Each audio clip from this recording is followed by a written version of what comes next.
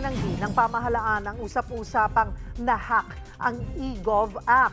Muli rin silang nagpaalala na mag-ingat sa mga hacker. Para bigyan ng mukha ang balita, Mobile Journal, Amy Atienza.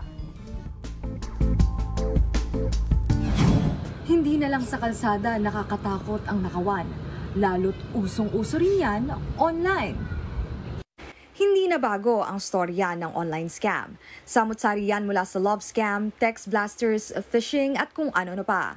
Pero tandaan, di lang palaging pera ang target ng mga kawatang nagtatago sa likod ng computer o cellphone.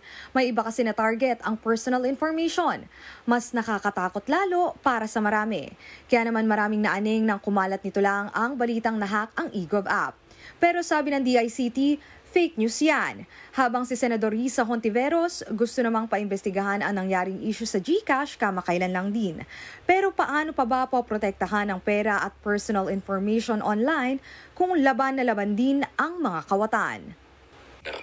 Yung mga legit is they have the security measures such as two-factor authentication. So yun yung parang sa user side.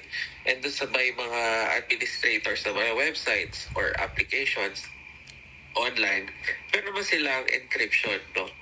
Kailangan din maunawaan ng publiko na responsibilidad natin ang ating personal accounts. Kailangan secured ang email na ginagamit sa pagbubukas ng iba't ibang accounts at dapat may two-factor authentication, may passkeys at magpalit ng password from time to time.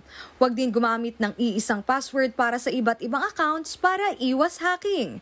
At kung may natanggap na text o email na may involved na pera, huwag pindot ng pindot. Magbasa at kumilatis. Magtanong sa mga kakilala kung may di maintindihan. Paalala pa ni Richmond Lim na isang Information Technology at Cybersecurity Officer. Ang pinaka talaga, no, to address both yung innocent and then yung mga tech savvy is yung kanilang education, no? Kung paano talaga mag-protect yung sarili nila sa online. So, una yung paano ma-detect yung scams, ma-detect yung mga fake websites para at least dun pa lang, no, sa pag-visit nila ng website na yun or yung application na yun, they know that they have they are safe or they have potential risk in visiting the website itself. Sa huli, kahit piso lang ang nasa wallet at pati address na gamit, dapat protektado. Kung gaano kasi tayo nagpapakahirap na kumita ng malinis, ay siya namang ikinagigil ng mga kawatan para mangnakaw. Ingat po tayo lagi, mga kapatid. Mobile Journal, Amy Atienza po, hatid ang muka ng balita.